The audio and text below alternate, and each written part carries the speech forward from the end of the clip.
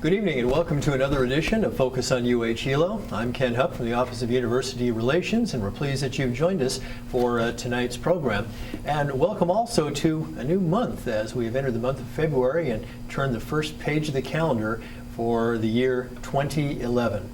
Tonight we're going to have an international flavor or focus to our show. UH Hilo has a very active international student population, which totals 316 students, or approximately 8% of the overall student body. As you can see from the pie chart, the majority of our international students come from Asia, followed closely by the Pacific Island nations, or Oceania. Individually, the largest number of students come from the Federated States of Micronesia, with 86, and Japan with 58. Now, this is all very timely because it is that time of the year again when these students present their annual showcase event known as International Nights. In fact, for those of you watching for the first run of this program, the event is taking place as we speak. We'll enjoy a few highlights from last year's event, run down what's taking place this year, and discuss the role and activities of the International Student Association, which sponsors and presents International Nights. Our guests will include the association's current president and vice president. We're also going to speak with an artist from New Zealand who is here as a visiting research fellow. We'll find out what she has planned and what we can look forward to during her visit. That conversation as well will be coming up right after our news update. Well, ground will be broken this month for permanent facilities to house various programs and operations for Kahakaʻula-o-Keʻele-Kolani, the College of Hawaiian Language. The bilingual blessing and groundbreaking will be held on Saturday, February 12th at 9 a.m. at the Novello Street project site next to the Imai Loa Astronomy Center in the University Park of Science and Technology. The building, which you see pictured here in this artist rendering, will be 2 stories and will span 37,000 square feet. University of Hawaii at Hilo Alumni and Friends Association hosts its 11th annual Distinguished Alumni and Service Awards Banquet. That'll be taking place on Friday, February 25th at the UH Hilo Campus Center beginning at 5 p.m. This year's Distinguished Alumni honorees are Judge Ronnie Barra, CPA Greg Takeda, and Community Historian Wayne Subika. The Distinguished Service honoree is AIA Emeritus Russell Oda. Here once again is the event and ticket information for those of you who may be planning on attending. By the way, the evening is also going to recognize the class of 1971 as it marks its 40th anniversary of being the first graduating class to receive baccalaureate degrees from UH Hilo as it transformed from a 2-year institution to a 4-year university. We'll have more on that event coming up in our next program. And Tino Reyes has been named head coach of the UH Hilo women's volleyball team. That was effective on February the 1st. Reyes, pictured here, previously served as interim coach, guiding the team to a share of the Pacific West Conference title, and produced Conference Player of the Year Hillary Hurley. The Molokai native is a familiar face to local sports fans, having played on the 1976-77 Vulcan men's basketball team.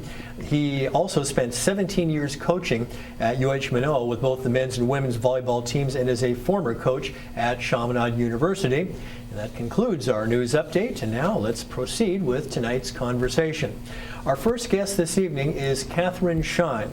Katherine is an associate professor at the University of Canterbury College of Arts in Christchurch, New Zealand. She is currently the Howard and Yoniko Drost Visiting Research Fellow. That fellowship made possible by a request to the UH Hilo Arts Department by the late Howard and Yoniko Drost, who were longtime faculty members at the university. Katherine, thank you for joining us this evening.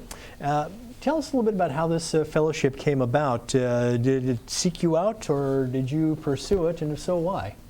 Kia ora. Thank you so much for the kind introduction. I have a long association with the Arts Department at the University of Hawaii at Hilo, and after I visited the Art Department in June of 2010, I was approached by Professor Wayne Miyamoto to well, actually I met him earlier, but I was approached by Professor Michael Marshall to come and be the inaugural Drost Research Fellow. Now, I wanted to talk a little bit about the 2010 Pacific Rim International Print Exhibition you organized at the University of Canterbury School of Fine Arts Gallery, which was dedicated to the late Wayne Miyamoto, who you mentioned. First of all, you having met him, did you get to know him pretty well? What kind of an impact did he have on you as an artist? Well, Wayne was a prolific artist, and his work was very vibrant and expressive, and I liked the freedom in his work. And yes, I knew him initially through his work for the Pacific Rim International Print Exhibition, and he kindly gave that to my institution in 2008, and it has been viewed from that institution since that time. And there is a 2010 version as well, so that's available for people to take a look at that online. Now, how do you honor him with this exhibit, and what are some of its key features or highlights? Well, his work was shown at the beginning of the exhibition. It was a special place for his work. And the key features for this exhibition is that it's a multinational exhibition. Artists are invited from around the Pacific Basin and Rim, and also the exhibition is quite extraordinary in the world because the print processes are from monoprinting all the way through to digitally generated print processes, so it's very widespread, and the artists are invited from a range of different practices in terms of printmaking. You mentioned that it can be viewed online. How do people go online to see it? It's available on a website, which is www.fina, that's F-I-N-A, .canterbury.ac.nz / and then one word, Pacific Rim Print. Okay.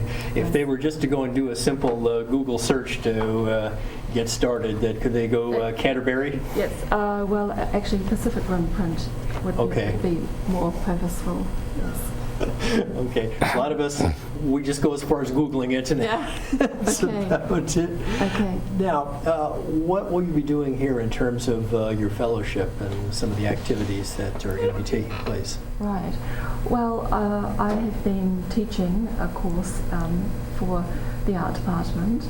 It's a 1-credit course, and it's called Art 494, and it's a special topic in lithographic printing and an open forum for critiquing artworks. Okay, we have some images from that class, so let's take a look at them, and as we do, then tell us exactly what's taking place. I think we got the first one up on screen now.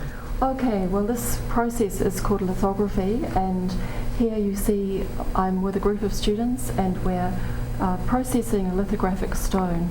Lithography is printed off stone or plate, but in the art department we're using a lithographic stone.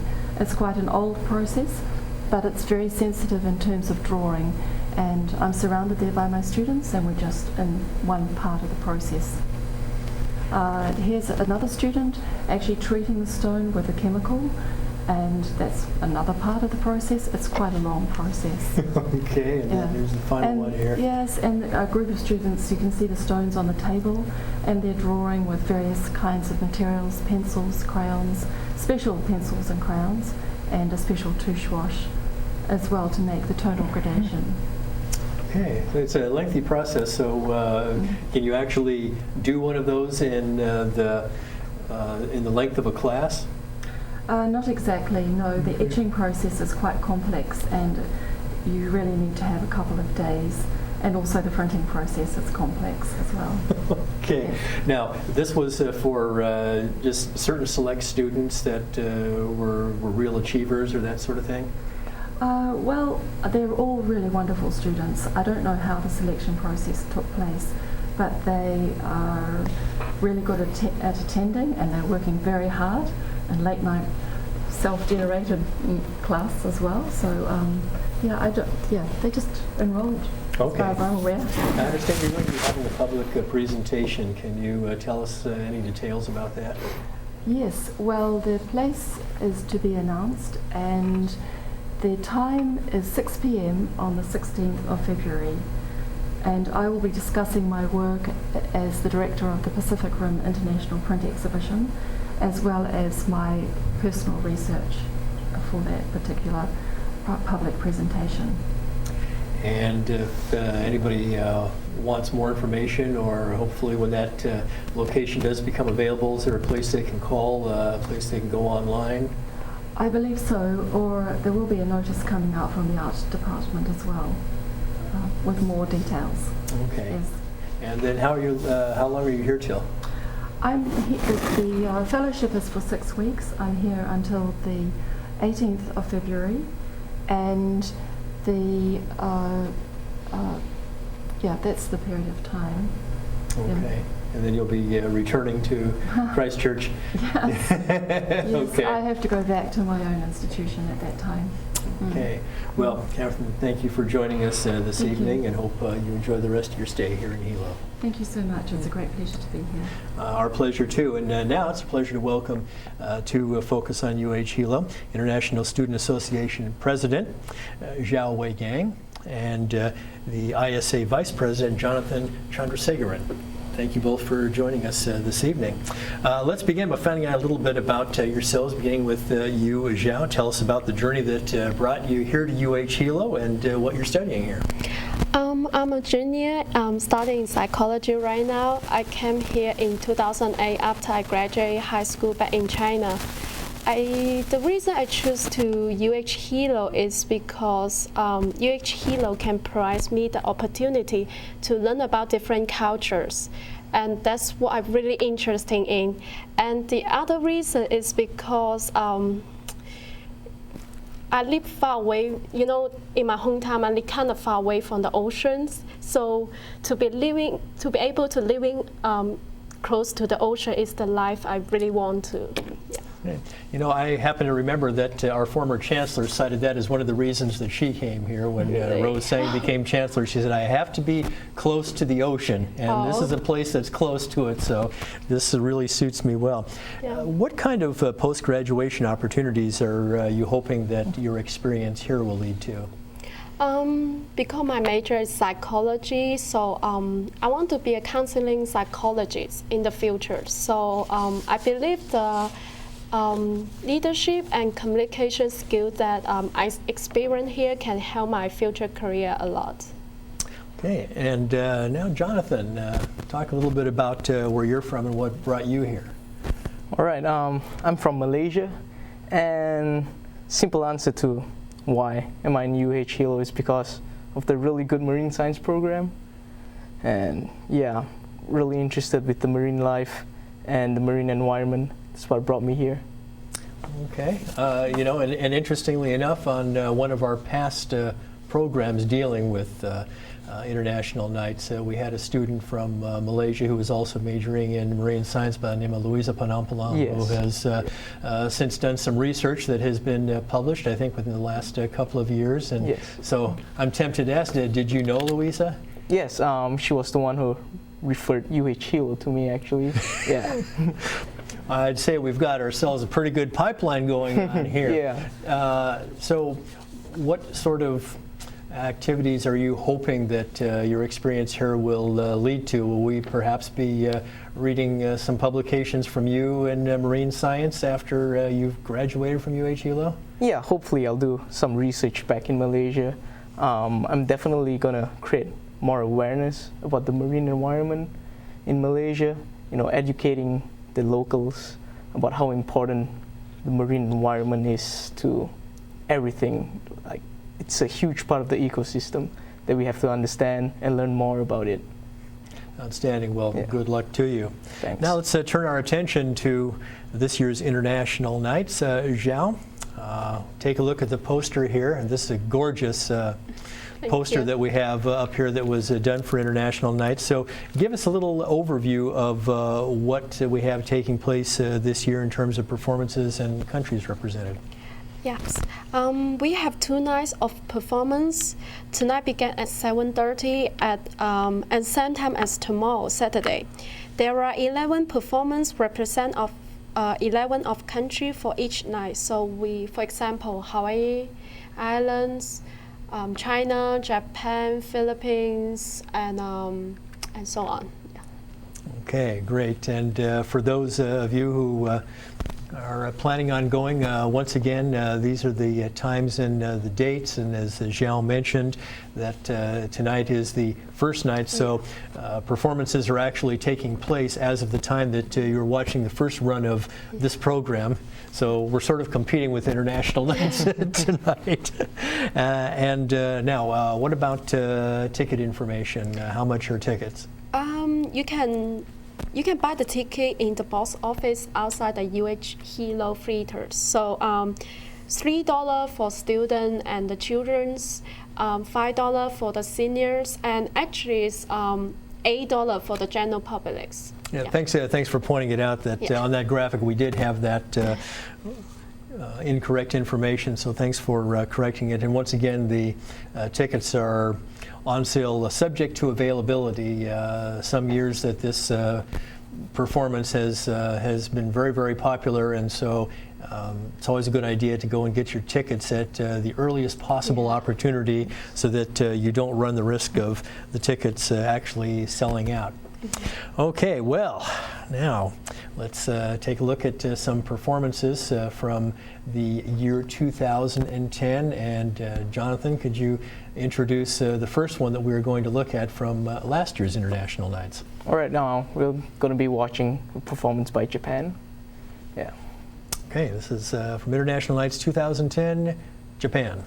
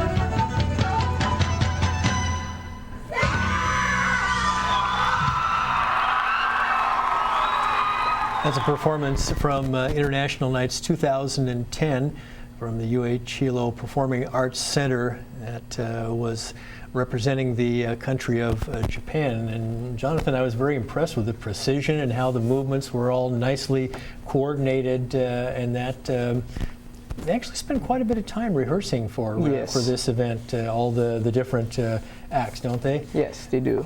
And yeah, so this isn't something that's just put together at the last minute. It's very, very well rehearsed, and so they are ready for the performance. Yeah. And as Vice President of the International Student Association, what is your role leading up to International Nights, in addition to appearing on television here? Okay.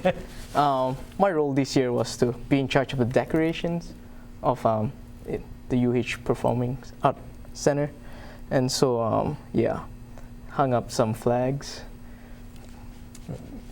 placed plants everywhere. Yeah, just decorating the theater. Okay, terrific. Let's take a look at another performance. This is also from 2010. And Xiao, could you introduce this next one for us? Yeah, the next performance will be presented by Samoan Club. Yeah. Okay, let's take a look at the Samoan Club. This is always one of the favorites there. A lot of times it's the finale act.